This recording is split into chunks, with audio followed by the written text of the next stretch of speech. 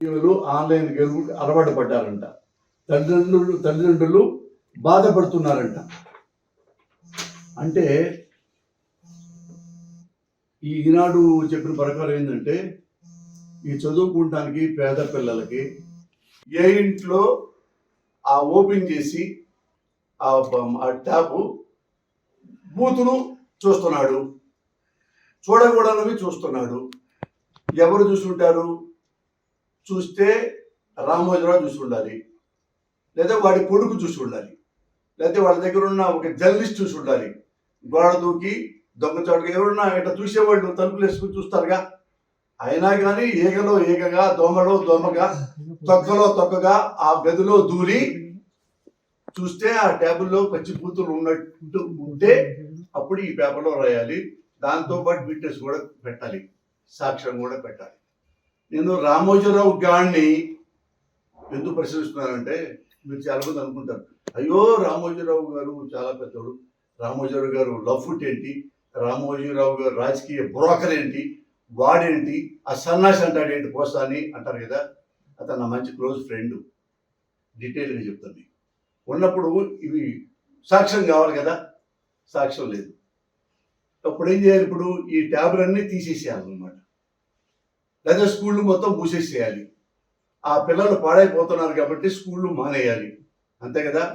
ఒరే రామోజీరావు సన్నాసి, అసెంబ్లీలో ఎమ్మెల్యే కూర్చొని స్పీకర్ గారు మాట్లాడుతుంటే సెల్ ఫోన్ పెట్టుకొని ఓవర్ వీడియో చూస్తున్నాడు. అది మీ జర్నలిస్టులు అందరికీ తెలుసు. అది ఏ రాష్ట్రమో చెప్పక్కర్లా. ఒక అసెంబ్లీలో ఒక ఎమ్మెల్యే కూర్చున్నాడు, మిగతా వాళ్ళు వేరే మాట్లాడుకున్నారు ప్రజా సమస్యలు, ఇతను సెల్ ఫోన్లో పెట్టుకొని అమ్మాయిని చూస్తూ ఉన్నాడు. ఇది తప్పు.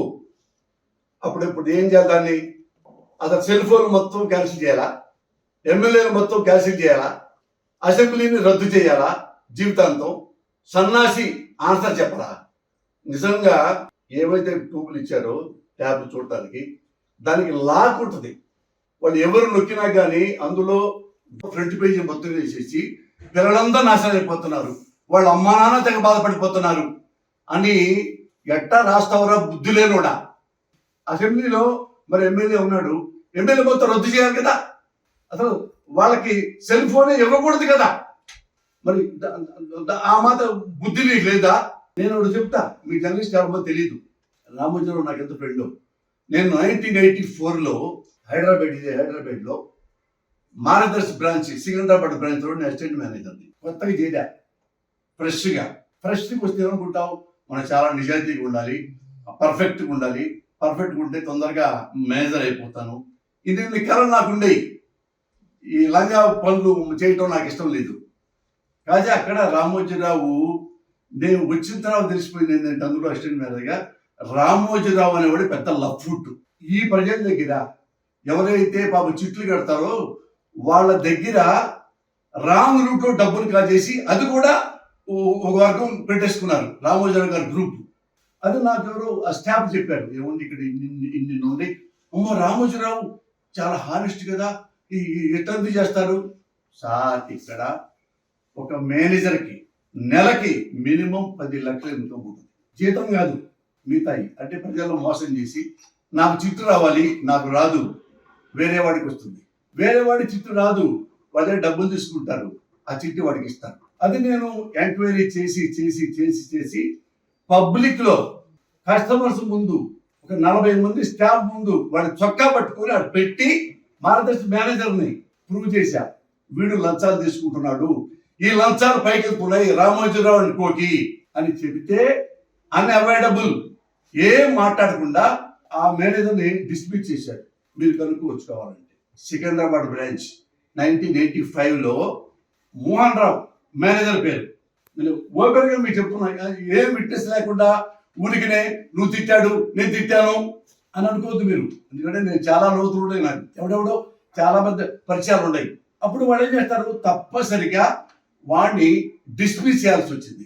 డిస్మిస్ చేశారు. మిగతా స్టాఫ్, అక్కడున్న ప్రజలు వాళ్ళందరూ వచ్చి, మురళి గారు చాలా సంతోషం, మురళి గారు మా డబ్బులు ఇది లేకుండా చేశారు అని అన్నారు. పొద్దున్నే మళ్ళీ వచ్చా, లెటర్ వచ్చింది, mister Posani Krishnamurali, you have been transferred to head office. ఎందుకు సార్ నేను వచ్చింది నెలాగే సార్, నేను నెలలో వాడిని పట్టుకున్నాను అవినీతి పరుణ్ణి. నా తెలిచవదు. దీని తీగలు అక్కడ హెడ్ ఆఫీస్ లో ఉన్నాయి, దాని వెనక రామోజీరావు ఉన్నాడని మనకు తెలిసాం. అంటే నేను ఎందుకు సార్ అక్కడికి హెడ్ ఆఫీసు ఉందో లేదో నేను కూర్చున్నాను లేదో ఎట్లా అనుకునే లోపే మళ్ళా mister Posani Krishnamurali, you have been transferred to Khammam. ఎక్కడ హైదరాబాదు, ఎక్కడ ఖమ్మం, నాకేం సంబంధం, నేనేం పాపం చేశాను, రిజెక్ట్ చేశానా, పెద్దలను తిట్టానా? ఒక దొంగను పట్టించా. ఎందుకు తిప్పుతున్నారు ఇవన్నీ? దొంగలు కాబట్టి. ఈ దొంగల నాయకుడు రామోజీరావు కాబట్టి షార్ట్ టైంలో 10 రోజులు ఇద్దరు మారుస్తారని మూడు బ్రాంచ్లు నన్ను ట్రాన్స్ఫర్ చేసి, ఇక నాకు అర్థమైపోయింది, సీన్ అర్థమైపోయింది. అక్కడ నేనే లెటర్ రాసి ఇక్కడ మీ దగ్గర పనిచేయటం చాలా గొప్ప ఎక్స్పీరియన్స్. అది మద్రాసు నాకు వెళ్తా కారణం. బేసిక్గా ఇది మీరు ఇండియాలో మొత్తం ప్రెసెంట్ పిలవండి. నా డబ్బులతో నార్కో టెస్ట్ చేయించుకుంటా, నా డబ్బులతో లైట్ డిటెక్టర్ టెస్ట్ చేయించుకుంటా. ఒక్క తప్పు ఉంటే నన్ను మీరు చెప్తా కొట్టండి, ఈ రాష్ట్రం వదిలిపెట్టి వెళ్ళిపోతా. ఇది నిజమైతే ఒరే రామోజీరావు, నీకు సిగ్గుంటే మరి అందులో వాటిలో బూతులు ఉన్నాయి, పిల్లలు పాడైపోతారు అని పేపర్లో ఎక్కినోడివి, నీ దగ్గర ఒక మేనేజరు నెలకి 10 లక్షల లంచాలు తింటూ డిస్మిస్ చేస్తే నువ్వు ఎందుకు నా పేపర్లు వేయలేదు? నీ అయ్యా తండ్రి నువ్వెందుకు వెళ్ళా చెప్పు. ఇఫ్ యు ఆర్ సిన్సియర్, ఎంత మోసం జరిగితే, ఎంత క్రైమ్ జరిగితే, అది ఎటువంటి కస్టమర్లని వాళ్ళకు వచ్చింది ఆ చిట్టు పక్కన దాచిపెట్టి వాడు డబ్బులు ఏమంటే నా కూతురు పెళ్ళండి, నాకు డబ్బులు ఇస్తారా, 10 లక్షలు చిట్టేసాడు అనుకో, నాకు 1 లక్ష ఇస్తే అది మీకు వచ్చేలా చేస్తాను. తల్లి సాక్షిగా చెప్పిన మాటలు. నెక్స్ట్ మేనేజర్ని అంతకుముందు మేనేజర్ కూడా చేశాను చిట్ ఫండ్.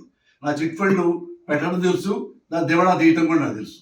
అది చదువుకున్నట్ల అట్లా 1 లక్ష రూపాయలు వాళ్ళకి వాడిస్తే వాడికి ఆ మెంబర్కి వాడికి ఆ చిట్టు వచ్చేస్తే ఎట్టొస్తుందో తెలియదు మనకి, మార్గదర్శి అది. కానీ మార్గదర్శి మూసేశారు రా నువ్వు. ఏ రామోజీరావు చిన్నది ఏదో పిల్లోడు చూశాడు అనుకో, చూశాడు లేదో కూడా తెలియదు, సాక్ష్యం కూడా లేదు. పిల్లలు బాధపడిపోతున్నారు, కంగారు పడిపోతున్నారు. అయ్యో ఈ బైబిల్లో వచ్చే ఈ ట్యాబుల్లో ఎన్ని అనాథాలు జరుగుతున్నాయి, మరి మూసేయాలి. మరి ఇవన్నీ నువ్వు మార్గదర్శిలో ఎందుకు చెప్పలా? ఎందుకు మార్గదర్శిలో మార్గదర్శి ఆ బ్రాంచ్లో ఎందుకు మూసేలా? ఆ మేనేజర్ మొత్తం ఎందుకు మూసేలా? మళ్ళీ రీషెఫిల్ ఎందుకు చేయలా? ఇదో తప్పే ఉందో దిద్దుకుందాం ఎందుకు చేయలేదు? అదే వాళ్ళు పెట్టుకున్నాం. ఇంకో పిటి అని చెప్పమంటావా? ఎవడైతే నేను మోహన్ రావు డిస్మిస్ చేశానో నా గురించి తోసేశారు కదా ఖమ్మంకి, వాళ్ళ చక్కగా వాళ్ళని తీసుకొచ్చి వాళ్ళ మేనేజర్కి పెట్టుకున్నారు. తెలుసుకున్నారు బ్రాంచ్లు. నా కొలీగ్స్ ఇంకా అక్కడ ఉన్నారు, మీరు ఎంక్వైరీ చేసుకోండి కావాలి. ఎంత ఎదవ నువ్వు, నీతులు ఎట్లా మాట్లాడతావురా? ఎట్లా మాట్లాడతావు? ఫ్రంట్ పేజీలు వేసి ఏమన్నా పిల్లలు చూస్తా వాళ్ళ పట్టుబట్టి, ఇదిగో ఇక్కడ ఇది ఉంది, నా ఘనంగా ఈ ఫోటో చూస్తున్నారు అని ఎవడైనా అన్నాడా? అనుకుంటానే నువ్వే క్వశ్చన్ వేసుకుంటావు సన్నాసి, నువ్వే అర్థం చెప్పుకుంటావు. ఎందుకంటే జగన్ అంటే నీ కోపం, జగన్ అంటే నీ ద్వేషం. జగన్ ఉండకూడదు, ఈ సీట్లో ఉండకూడదు, ఈ సీట్లో వేరే క్యాస్ట్ ఉండకూడదు. ఆంధ్రప్రదేశ్లో ఆ ప్రభుత్వం ఎవడంటే మన కమ్మాడే ముఖ్యమంత్రిగా ఉండాలి. ఏ క్యాస్ట్ ఉండటానికి వీల్లేదు, రెడ్ ఉండటానికి వీల్లేదు, కాపు ఉండటానికి వీల్లేదు, ఎస్సీ ఎస్టీ బీసీ మైనార్టీ ఎవడదు, కమ్మోడే ఉండాలి ముఖ్యమంత్రిగా. అంత గులరా నీకు, కమ్మ గుల నీకు. ఇది నేను కమ్మోడే, నా కర్మగారి కమ్మాడిలో పుట్టా, అది వేరే మ్యాటర్. అంత అంత అంత అంత గుల ఉంది. పైగా ఏంది, కమ్మాళ్ళలో కూడా నీ చెంచా నీవు ప్రేమిస్తావే చంద్రబాబు నాయుడు, అతనే ఉండాల ముఖ్యమంత్రిగా. మళ్ళీ వేరే దుఃఖం. ఎంత ప్రేమ అంటే మనోడికి ఈ చంద్రబాబుకి. మీకు గుర్తుందా రామారావు గారి వెనుకోడు పొడిచి? ఆ ఎపిసోడ్ గుర్తించుకోండి ఒకసారి. అప్పుడు రామారావు గారు ఉన్నప్పుడు రామోజీరావు గారు ఒక ఉద్యమం పెట్టాడు, చాలా నీతిమంతుడిలాగా. మద్యపాన నిషేధం ఉండకూడదు, లివర్లు పోతాయి, కిడ్నీలు పోతాయి, హార్ట్ పోద్ది, అన్ని పోద్ది, ప్రాణం పోద్ది, ఎందుకు ఇది అని పెద్ద పెద్ద బిల్డప్లు ఫ్రంట్ పేజీలు చేస్తే, అమ్మో రామోజీరావుకి ఎంత ప్రజల మీద ఎంత కన్సర్న్ ఉంది, ఎంత కన్సర్న్ అని అందరు ఎంకరేజ్ చేశారు. ఎంకరేజ్ అయితే అంత కంగారు పడిపోయి మద్యపాన నిషేధం విసిగించారు. రామోజీరావుకి పెద్ద పెద్ద బొమ్మలు, పెద్ద పెద్ద బొమ్మలు. నెక్స్ట్ మనోడు చంద్రబాబు నాయుడు ఒక కోడి పొడిచాడు, ఎన్టీ రామారావు చంపేశారు, ముఖ్యమంత్రి అయ్యాడు. ఎంత గొప్పగా పరిపాలిస్తాడు అంటే, ఫస్ట్ మళ్ళా మద్యపానం కావాలి తీసుకురా. ఇదే రామోజీరావు, ఈ అదవే, ఇదే చంద్రబాబు నాయుడు మళ్ళా మద్యపానం పెడితే అతను మెల్లిగా మద్యపానం అసలు ఉండాలే, అసలు తీసే కొద్ది ప్రాబ్లం అవుతుంది.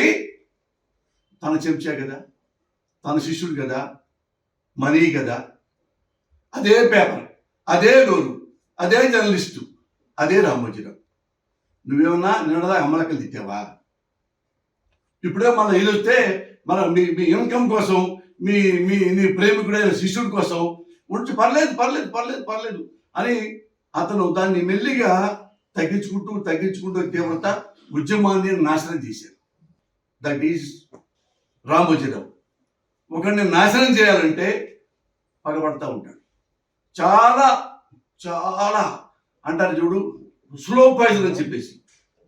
రామారావు గారు తనకి నడవలేక, ఇంకా చెప్పాలంటే పచ్చిగా వ్యవహారిక భాషలో చెప్తున్నా, ఆయన స్నానం చేయలేక, ఆయన ముడ్డి ఆయన కడుక్కోలేక, అన్నం పెట్టేవాళ్ళు లేక, పక్షవాతం వచ్చి చెడు సరిగా పనిచేయకపోతుంటే లక్ష్మీపార్వతి గారిని పెళ్లి చేసుకున్నాడు. ఆ 70-80 ఏళ్ళ వయసులో లక్ష్మీపార్వతి గారు దేని చేసుకుంటాడు? ఆయన సెక్స్ కోసమా, కాపురం కోసమా? ఎవడైనా ఒక మనిషి అన్నవాడు 70+ 80, 2 చేతులు పనిచేయట్లేదు, కాళ్ళు పనిచేయట్లేదు రామారావు గారికి, ఆమెని సహచర్యగా పెట్టుకుని ఆమెతో అన్ని సపరేట్ చేస్తూ రామారావు గారి కుటుంబం మొత్తాన్ని పిలిచాడు. కొడుకుల్ని, కోడల్ని, అల్లుళ్ళని, కూతురు పిలిచి, బాబు నాకున్న ఆస్తులు మొత్తం మీకు ఇచ్చేశా, నాకంటూ ఒక ఆస్తి కూడా లేదు. ఈమెను ఎందుకు తీసుకున్నానంటే నాకు 24 గంటలు ఒక మనిషి కావాలి, డబ్బులు ఇస్తే వస్తారు, నన్ను నమ్మేవాళ్ళు కావాలి, నన్ను ప్రేమించేవాళ్ళు కావాలి, నన్ను గౌరవించేవాళ్ళు కావాలి. మిమ్మల్ని అడగలేను, కొడుకుల్ని అడగలేను, రారా వచ్చి నాకు స్నానం చేయించరా, రామ్మ అని నీ కూతుర్ని మీరు అడగలేరు అని చెప్పి, అందుకే ఈమెను చేసుకుంటున్నాను. ఇది మించి ₹1 కూడా ఆమెకి నేను ఇవ్వలేను, ఇవ్వదు ఉంటా, నాగలేమి లేదు అని చెప్పినా వాళ్ళందరూ మొత్తం వద్దా, పెళ్లి చేసుకోవడానికి వీల్లేదు. మరి నేను ఎట్ట స్నానం చేయాలరా, ఎలా ముడ్డి కడుక్కోవాలరా, ఎలా నా కాళ్ళు నొక్కుతారా, ఎలా నాకు మందులు ఇస్తారా, కళ్ళు కూడా కనపట్టలేదు, అయినా పర్లేదు ఆ ఉంటాకి వీల్లేదు. భయం, ఎందుకంటే మళ్ళీ పార్టీ వచ్చిందనుకో ఈమెకి ప్రయారిటీ వస్తేమో, చంద్రబాబుకి మరి చిల్లుపడిపోయిద్దేమో. చంద్రబాబు ఆడిన డ్రామా ఈ మొత్తం. అయినా ఈ అమ్మ ఇంత బాగా చేస్తున్నా కానీ అక్కడి నుంచి ఇక రామోజీరావు పెట్టిన అసలు కోతలు అంటే సార్, ఏ ఆడదానికి కూడా యాక్చువల్గా లక్ష్మీపార్వతి గారు ఈ పాటికి ఆత్మహత్య చేసుకోవాలి. బాగా చదువుకున్న ఆడకూతురు కాబట్టి చేసుకోలేదు సంస్కారంతో. ఎవ్రీడే చూసుకోండి మీరు, ఆమె బొమ్మ వేరే రోజు లేదు, ఇంత కార్టూన్ వేయటం, ఈయన ఇక బండిలో ఉంటే రామారావు గారు మోసుకుపోవటం, రామారావు గారు ఆమెకి సపర్లు చేయటం, రామారావు ఇట్లా ఏంటి అంటే లక్ష్మీపార్వతి ఆదేశించటం, కొన్ని వేలన్న లక్ష్మీపార్వతి గారి మీద.